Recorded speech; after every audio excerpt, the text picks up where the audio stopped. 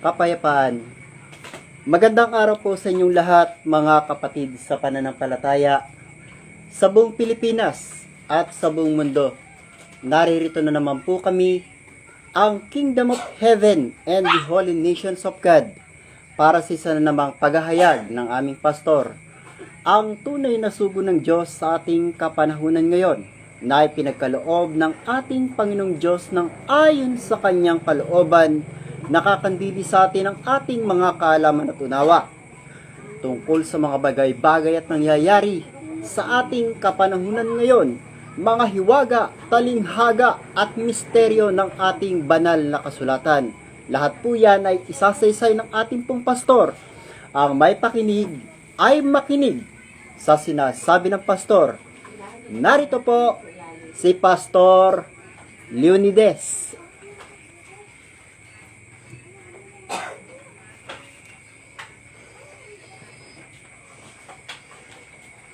Talak po natin ha.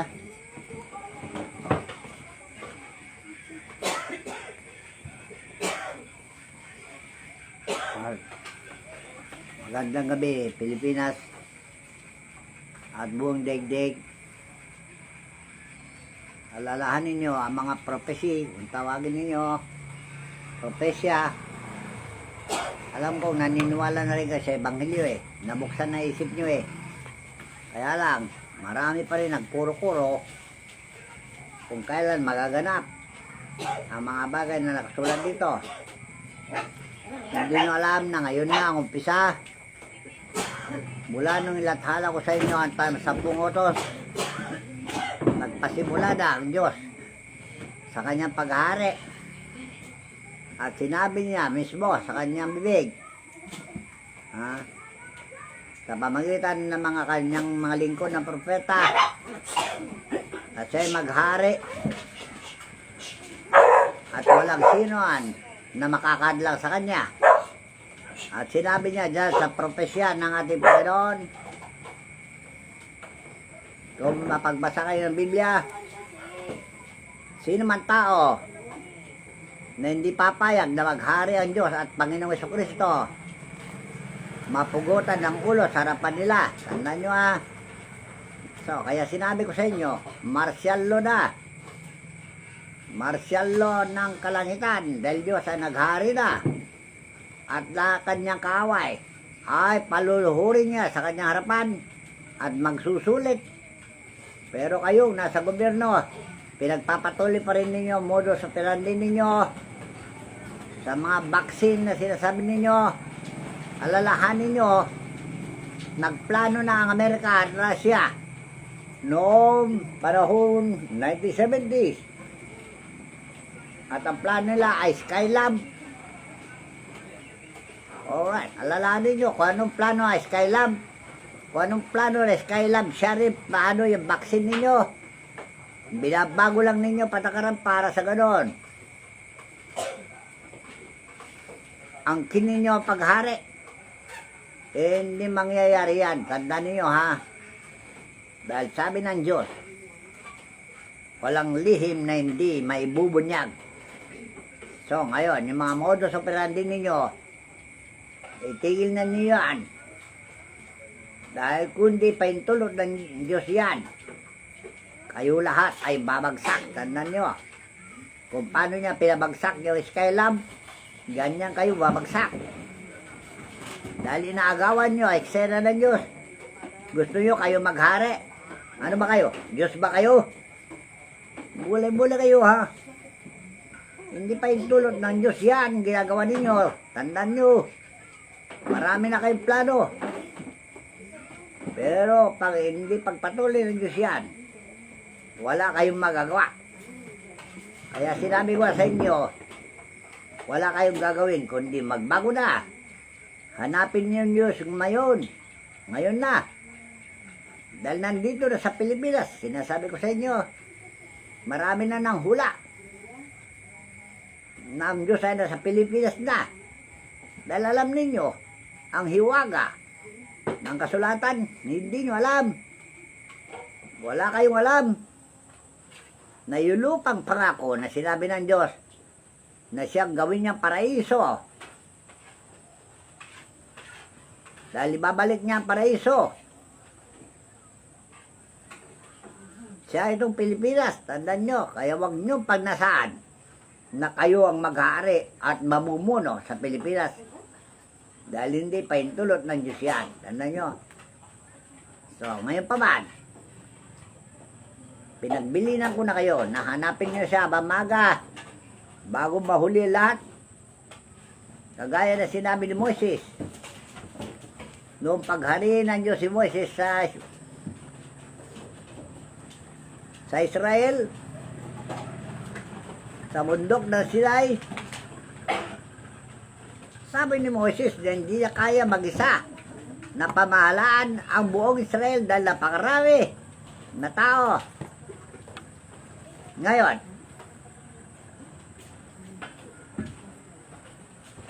kaya ba ng isang tao ang pamahalaan ang daigdig kung wala siyang kasama?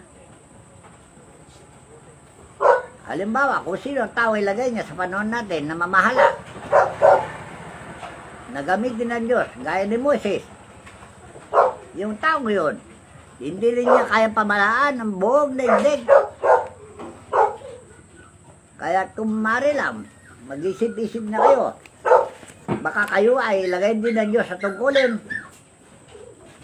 Dahil kayo matatalino. Alam niyo mga pokus-pokus sa batas.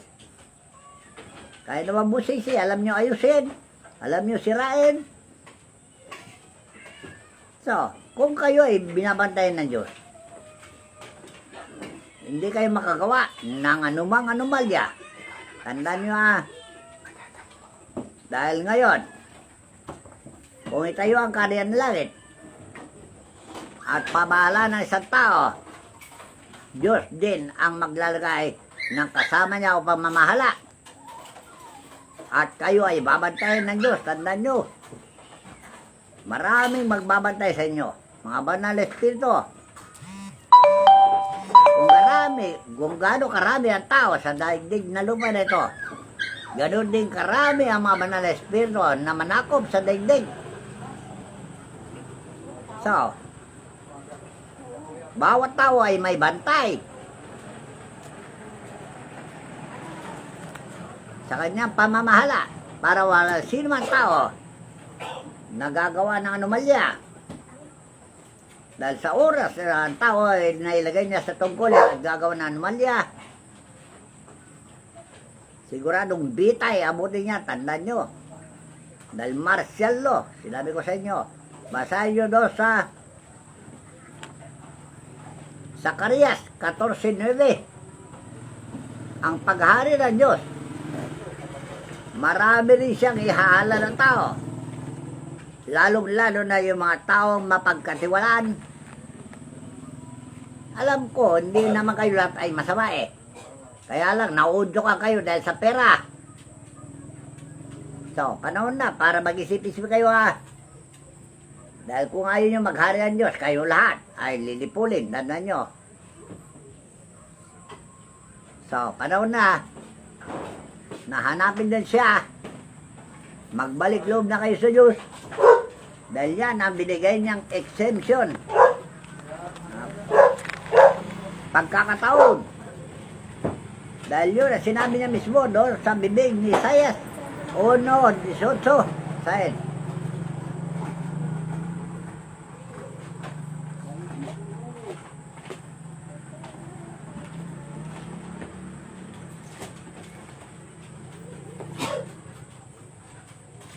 Magsiparito kayo ngayon at tayo magkatuwiranan, sabi ng Panginoon. O sige, yun lang unang talata. Nalaman niyo, lumapit na kayo ngayon. Parang ganun. Mangumpisal na kayo, magsisi na kayo. Kahit na gano'n makakapal lang kasalanan ninyo, patatawarin yan.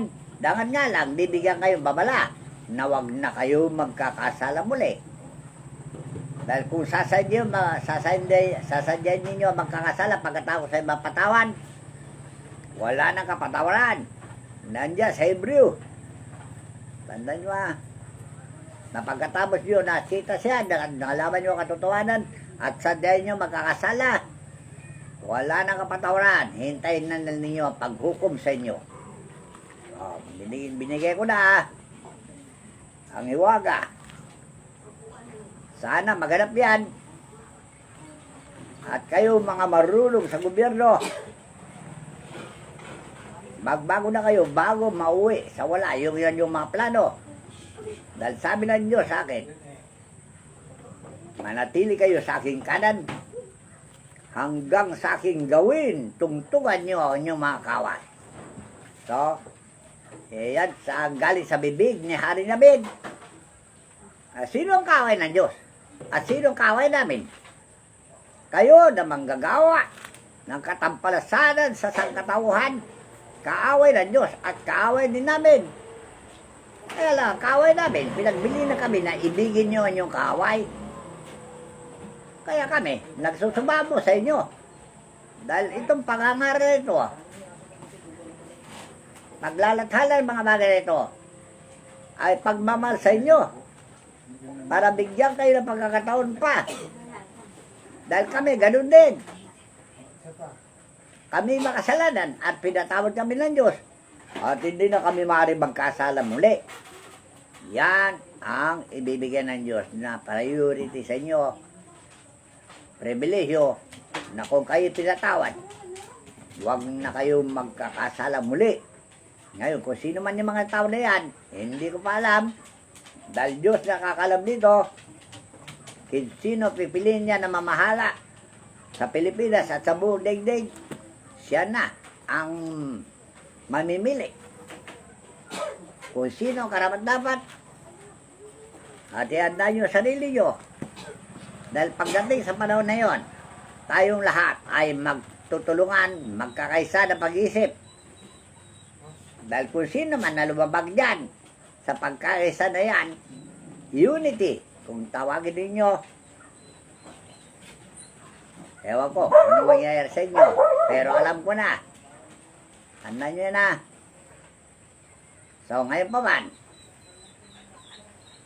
matagal na akong naghayag sa inyo na panahon na para magbalik loob kayo sa Diyos. Pagkakataon nyo na yan,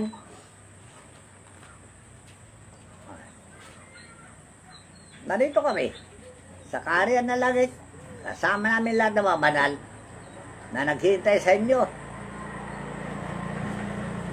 Kaya sinabi ni Jesus, magbatian kayo ng banal na halik. Ewan ko, kung meron kayo niyan, alam niyo, banal na halik.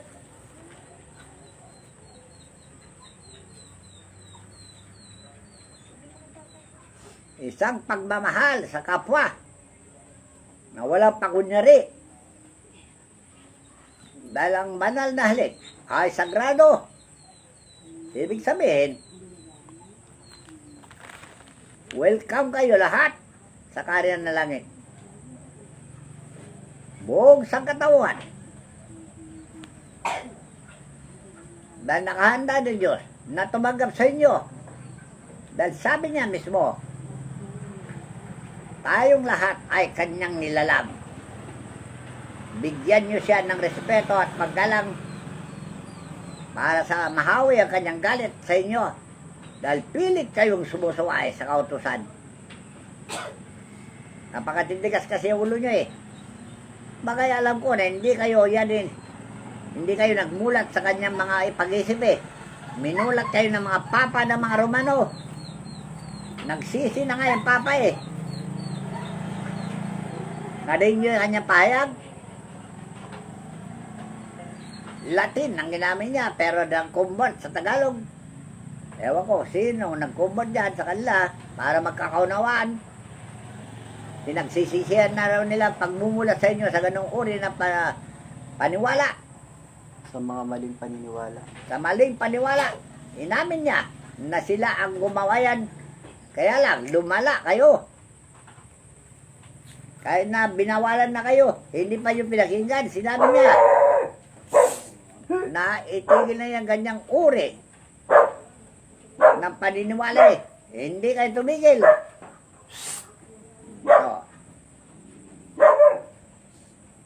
So, lagay ko. Sa magmumulat ko ito sa inyo, maaaring magbago na kayo dahil sinabi niya mismo na magkaisa na tayo.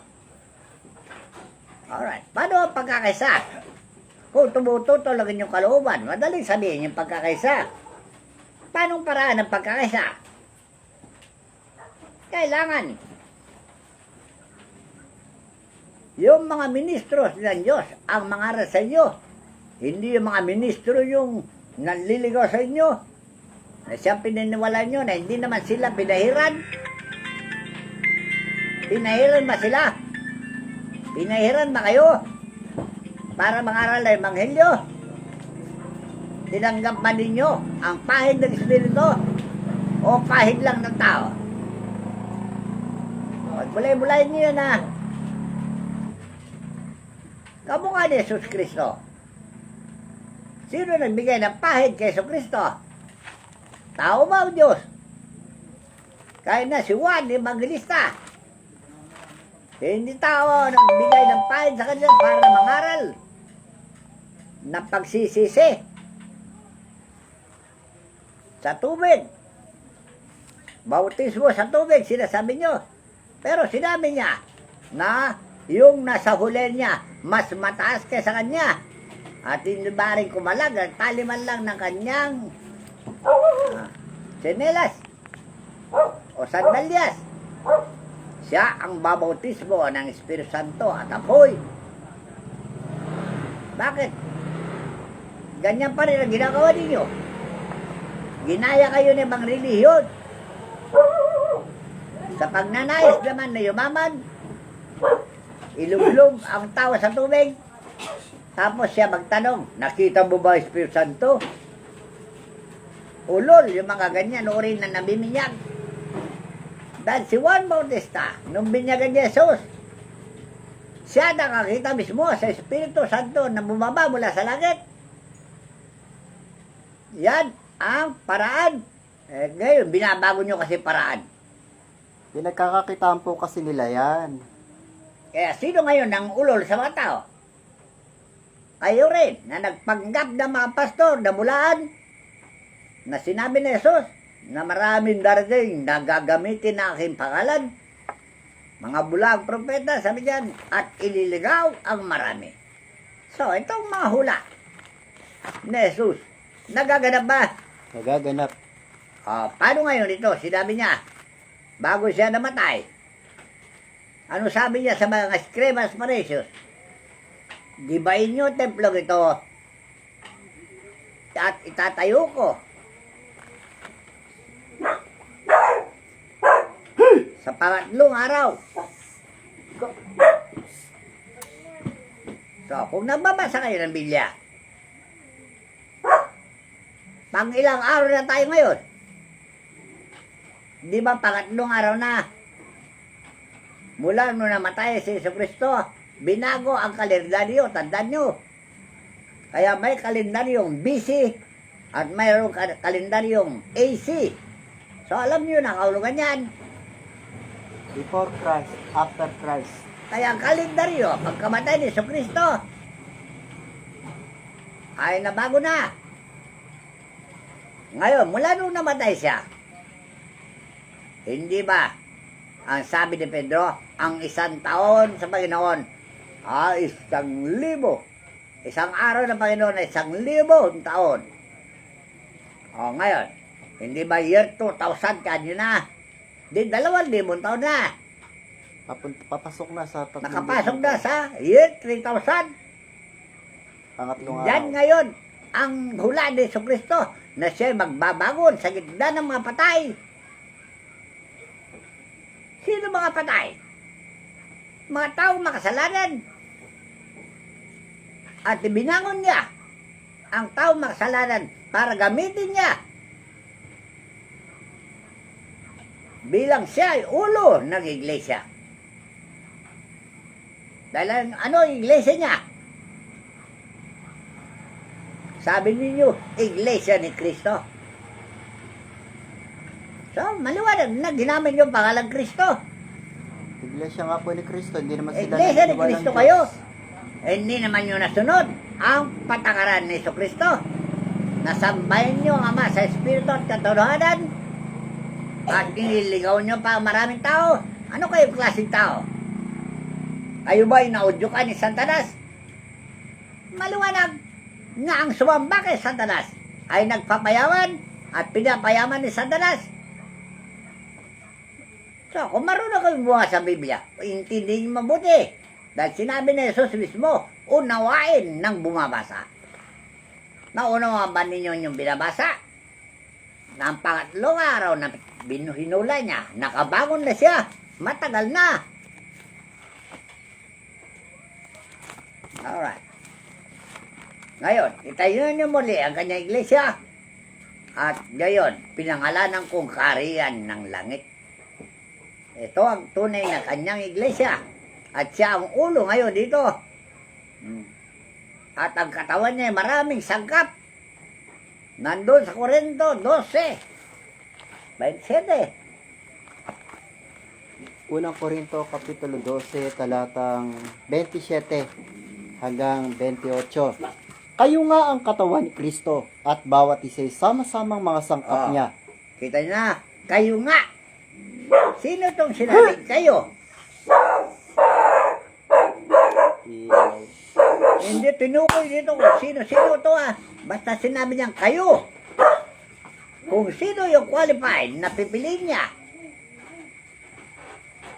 bilang bahagi ng kanyang katawan. Una ay apostol, di ba? Pangalawa ay propeta. Pangatlo ay mga guro. At saka himala. Ano pa? Saka mga kaloob na pagpapagaling, O, yan ang bahagi ng katawan ni Kristo. Ano pa? mga pagtulong, mga pamamahala, Ano yung pagtulong? Yung susuporta. Sa karya na natin, yan ang mga tutulong sa paghari ng Diyos. Ano pa? Saka pamamahala, di ba? So, kailangan din talaga mamahala ng kanyang karyan sa iba't ibang dako ng daigdig. At sino kaya ang ilalagay dyan? Pipiliin niya kaya yung mga swapang, mga tarantado, loko-loko, o pipiliin niya yung mapagkatiwalaan? yung may takot sa Diyos. Pipiliin niya yung may takot sa Diyos? Talagang ganun. Dahil kung pipiliin niya yung walang takot sa Diyos, madali lang siyang mapatay. Tandaan nyo.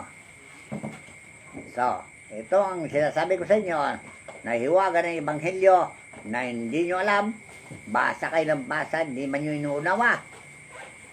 O ngayon, naintindihan ninyo na tayo lahat ay kailangan ng Diyos. Kung sino man yan na qualified, na mamahala, siya ang ilalagay na mamahala. Tandaan nyo at babantayan niya mismo. Maraming maging bantay dyan. Napakarami ang arkanghel sa langit. Marami mga santon, mga santa. Alright. Yan ang kabuuan ng karya ng langit. Ngayon, kung paano sa langit kanyo, ganun din sa lupa. Kung paano siya namahala sa mga espiritu sa kalangitan, ganun din niya pamahala ng mga tao sa sangalupan. Babantayan niya sila at papatnubayan niya sila. Yun ang pangako niya. Doon sa mga susunod, mayroon silang papalain. Tuloy mo, doon sa 9. 6:9 ng Levitico. Levitico Kapitulo 26, talatang 9. At lilingapin ko kayo. O, sige, ano yung lingap? Alam ba niyo, ikaw na lingap? Aalagaan na tayo. Gagabayan, Gagabayan niya tayo. Walang makakaligtas sa kanya dahil yan sinabi niya mismo. Walang lihim na hindi ko makikita. Lahat ng lakad ng tao ay nasa harapan ng mata ng Panginoon. Sige, tuloy mo, Musa. At palalaguin ko kayo. O yan hindi pa kakauntiin sa bilang. Pararamihin. Kayo naman, anong ginagawa nyo? Sa alip na dadami ng tao, pinapakaunti nyo ang tao. Ano ba kayo? Ganyan ba, mamahala? Maglagay kayo ng kamatayan ng mga taong dinadaya ninyo. Itigil ninyo Matagal ko na sinasabi sa inyo. Maimpyerno kayo lahat yan. Sa plano nyo yan. Mabuti ba, magsisi na kayo. Hindi kayo maniwala sa impyerno? Gusto nyo makita impyerno? Kawawa kayo. Kayong matatakaw na salapi. Doon kayo sa kumukulong tingga. Tanda nyo ha. Alam nyo tingga? Pilak. Pakukuloy ng Diyos yan at doon kayo ilalaga sa tingga. Ako po. Ano kayang pakaramdam? At yung mga dila nyo, sinungaling na yan. Sinabi ko na sa inyo, palalaparin niya na kasing laki ng 1 hektaryang lupa. At i-grinder yung mga dila nyo na yan. Yun na sinabi niya sa akin, magtatalsikan ang balat ng dila nyo, pati laman, pati dugo.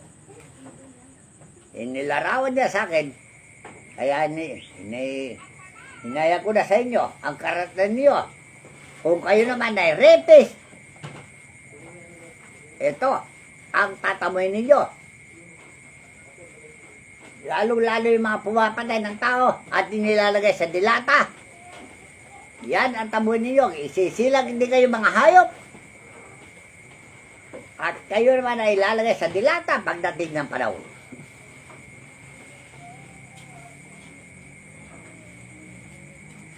Walang pakunwari yan dahil yan ang sinabi ng Diyos sa akin. Sabihin mo sa kanila. Kaya sinasabi ko na nga sa inyo eh. So, sabi nyo wala ng propeta. Eh ano ko ngayon? Hindi ba ako isang propeta? Na inutosan ng Diyos sa maghayag ng katotohanan? Magbulay-bulay kayo ah. Kayo kasing mareliyon, sinasabi nyo wala ng propeta. Bakit? Laos naman ng Diyos para hindi makalikha ng kanyang mga propeta. Kung kayo laos na, ang Diyos hindi malalaos. Dahil ang pangalan niya ay Alpha o Omega. Pasimula at katapusan. Pasimula at wakas. Tapos sabihin nyo wala ng propeta. Nanaginip kayo ata patiwarik. So, mag-isip-isip kayo ah. Magbulay-bulay na kayo ngayon. Dahil patindi na patindi ang dating ng mga parusa. Kaya habang may panahon pa, magbago na kayo. Dahil yun ang kanyang sinabi. Kahit na makapal pa sa mukha nyo, mga kasalanan nyo, patatawarin niya yan. Dahil binibigyan na kayo ng pagkakataon ng Diyos na magsisi. Dahil sabihin ko sa inyo, totoo, anak tayo lahat ng Diyos. Magbalik na kayo sa inyong Ama. Dahil matagal na naghihintay sa inyo. Mula pa doon namatay si Jesucristo. Tinigil niya ang parusa. Kung mamarusa man, ay slight lang. Ngayon, patindi na. Dahil sa katigasan kasi ng ulo nyo eh. Alright. So, tuloy bumasa sa libiti ko. Yung pagpapala sa pagsunod, hindi kayo maniwala. Inanunsyo din yan. Yan ang zona niya doon sa bundok ng Sinai. Basta kayo ay sumunod, meron kayong papalain. Pero kung hindi kayo susunod, sumpa, abutin ninyo. At papagtitibayin ko ang aking tipan sa inyo. Kasi, hindi nagsisinungaling ang Diyos. Tuto pa rin niya lahat ng kaya pangako. Kung kayo ay maging masunurin. Ano pa? At kakanin nyo ang malaong kinamalig. At ano ibig sabihin? Masagana ang buhay. Walang gugutumin. Dahil siya ang may-ari ng daigdig nito. Kaya niya patubuhin lahat ng pananim. Kahit na wala kayong fertilizer. Dahil kayo mismo mga scammer sa fertilizer. Nagbabarulong kayo. Ano nangyari doon sa unang nilagay nyo ng gamot? Na pagpatay ng damo na sinasabi nyo. Di ba maraming namatay noon? Yung Indrin. Wala kayong kadala-dala. Dahil lahat ng formula na ginawa ninyo. Nakapinsalat sa tao, kaya nga umiikli ang buhay ng tao. Sa halip na mahaba buhay, ayun na, 60 years pa lang, mahina na. Paano kasi? Punong-puno na ang katawan niya ng lason na inilalagay nyo sa mga gulay, palay, anuman. Kasi mahilig kayo sa tinatawag ninyong pampatay na insekto. Hindi nyo alam na insekto ay katulong sa paglagana, sa pagpapasaganan ng halaman o anumang balay.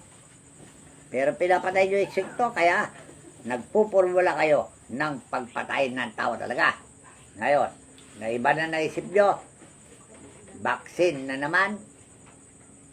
Tingnan nyo, hinayag na ni Queen Helen na suluyan.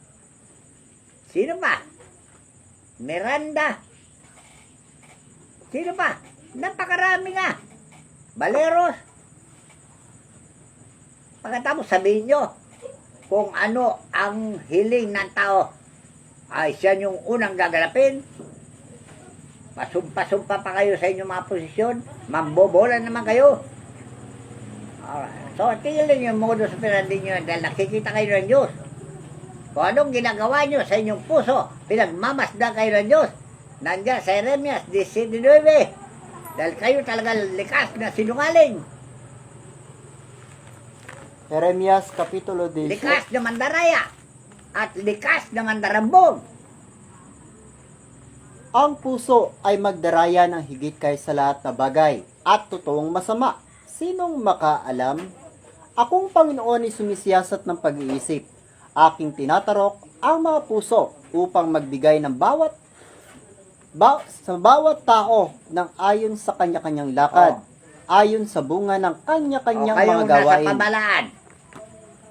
Isa kayo sindikato, sabi ng Diyos. Wala kayong awa sa mamahirap.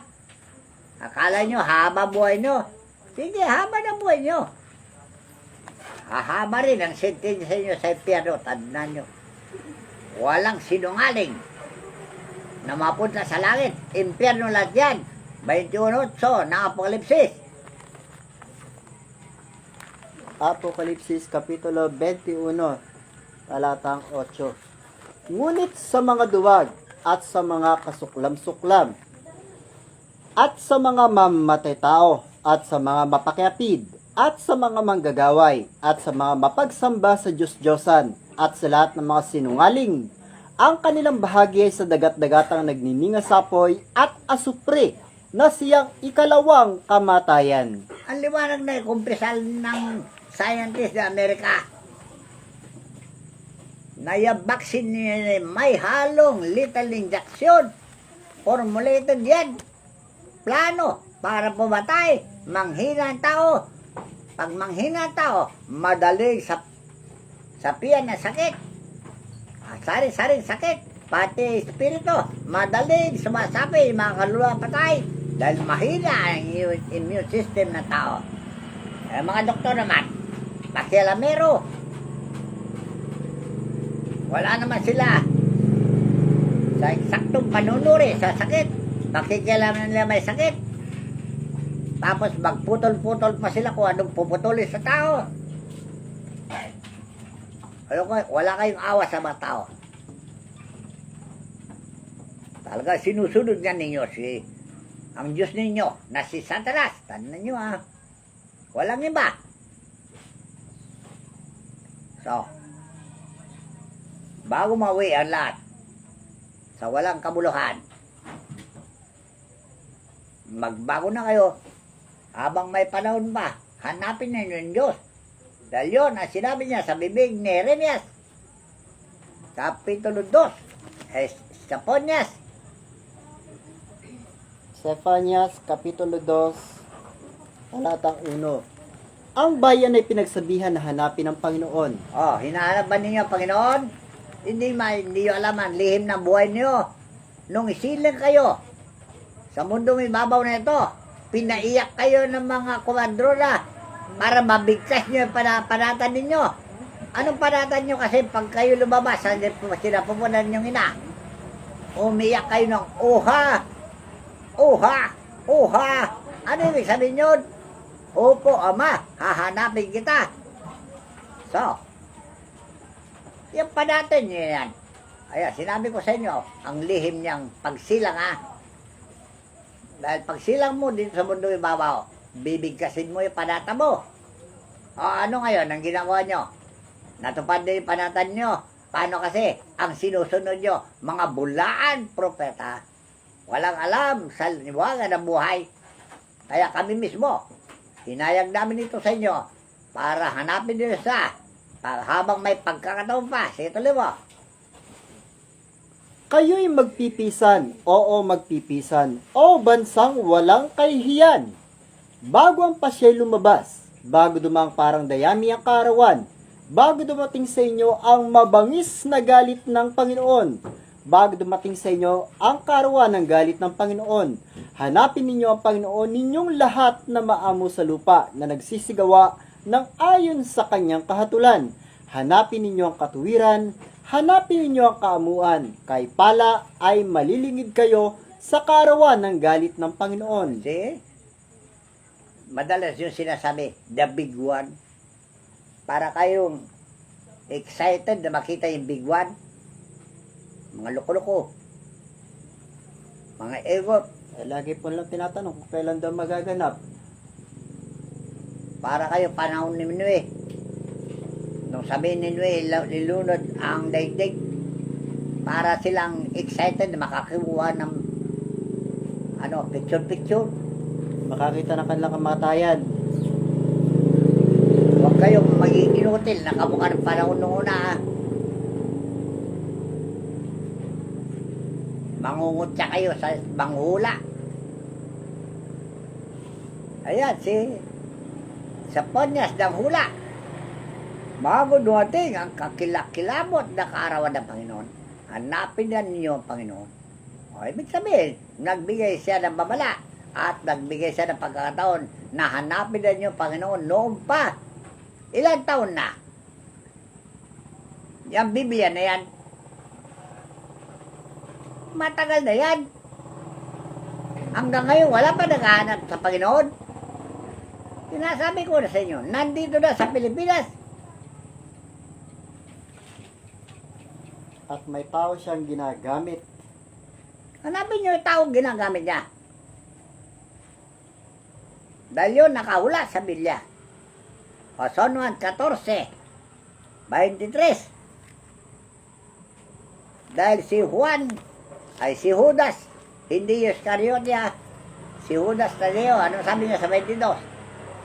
Si Judas, hindi ang Iscariote, nagsabi sa kanya, Panginoon, ano't mangyayari na sa amin ay magpapakayag? Sa amin ka magpapakayag at hindi sa sanglibutan? O mabuti ba si Judas? Ngayon pagmamalasakit sa tao. Ayaw niya na sa kanila lang maghayag ang Panginoon, magpapakita. Gusto niya sa buong sangkatauhan. Ano sabi naman ni Jesus? Sumagot si Jesus at sinabi sa kanya, kung ang sino man ay umiibig sa akin ay kanyang tutuparin ang aking salita at siya ibigin ng aking ama at kami pasa sa kanya at siya ay gagawin naming aming tahanan. O, ilan pa ang tao na tawagin niya? Kahit na libo-libong tao, basta tanggapin niyo siya. Siya ay manahan sa inyo. At gagawin niya kayong tahanan. Dahil yun, ang sinabi niya doon sa Apokalipsis. 3:19 hanggang 20. Ang lahat kong iniibig ay aking sinasaway at pinarurusahan. Ikaw nga'y magsikap at magsisi. Narito, ako'y nakatayo sa pintuan at tumutuktok. Kung ang sino man ay duminig ng aking tinig at magbukas ng pinto, ako'y papasok sa kanya at hahapong kasalo niya. Ano yun? At siya'y kasalo ko. Ano ang tinutukoy na pinto? Yung pintuan ng inyong unawa. Pintuan ng inyong paniniwala. Ang walang pakunyari. At siya'y papasok sa inyo at manahan sa inyo. At siya magmaniho sa inyong buhay. Hindi si Satanas. Dahil Satanas, minamaniho kayo sa mali. Dahil sabi ni Satanas, kung sambahin mo ko, Payayamanin kita. payayamanin kita. So, lahat ng sumamba kay Satanas, yumaman na. Kaya magtigil na kayo dyan dahil ang kayamanan na yan, sinasabi ko sa inyo, hindi madadala sa langit. Kaya nasa impyerno, hindi madadala yan. Maiwan lang ninyo dyan. Okay, tandaan nyo hindi kayo maliligtas yung pera na yan. Kaya tigil-tigil na nyo yan. So, ito lamang masasabi ko sa inyo. Magbalik loob na kayo sa Diyos. Makikasundo na kayo sa Diyos. Dahil yun, sinabi niya, kapayapaan sa inyo nasa malayo. Kapayapaan sa inyo nasa malapit. Sabi ng Panginoon. At aking pagagalingin. Ano yung pagagalingin? Gagamutin ninyo masakit. Anong klase sakit ninyo? Ang sakit ninyo ay hindi naman kayo adik Na-adik kayo sa pera, yan, gagamutin niya. Pagka-adik nyo sa pera, pagkagahaman sa tungkulin, dahil kayo namatas kayo sa tungkulin, ibabagsak kayo ng Diyos yan, tandaan nyo. Sige, magbulay-bulay kayo Dadagdagan ko ba yan? Unang-una, ayan na, mga bali-balita.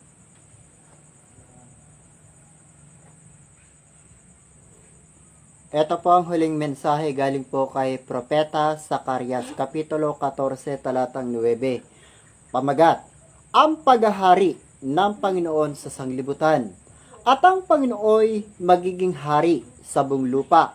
Sa araw na yaoy, magiging ang Panginoon ay isa, at ang kanyang pangalan ay isa.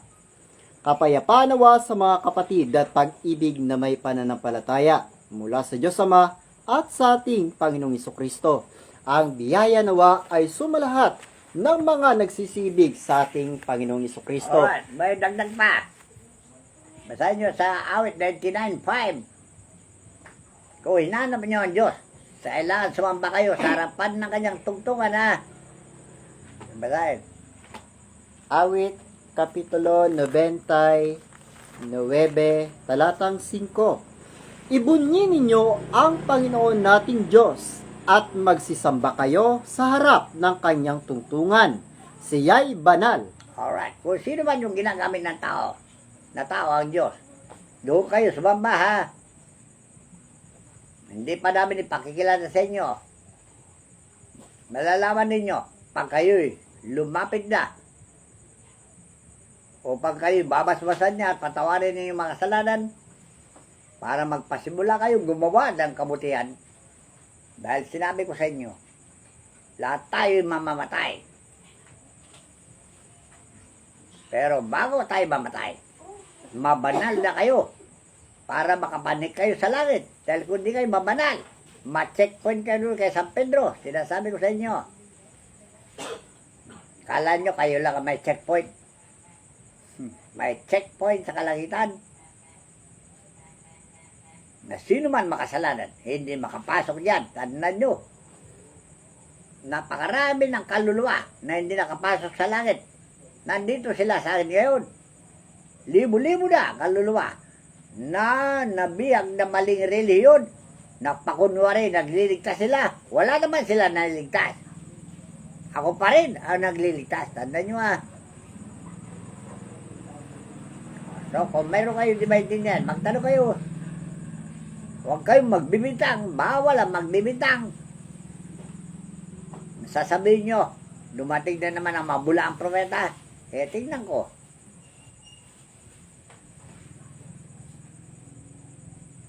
Hanggang dito lang. Okay. Maraming salamat po sa lahat po ng mga nakinig ng mga aral ng ating pong pastor. Purihin ng Diyos, purihin ng Ama, purihin ng siya sa kanyang makapangyarihan at dakilang pangalan. Siya po ay maghahari at hindi po maghahari ang sinuman. Pakatandaan po nating lahat yan. Ang Diyos lamang ang tanging maghahari. Magandang araw po sa inyo lahat at maraming salamat po sa lahat po ng mga nakinig at nanood. Purihin ng Diyos, purihin ng Ama. Ang lahat ng kapangyarihan at karangalan na itinataas natin sa ating dakilang Ama.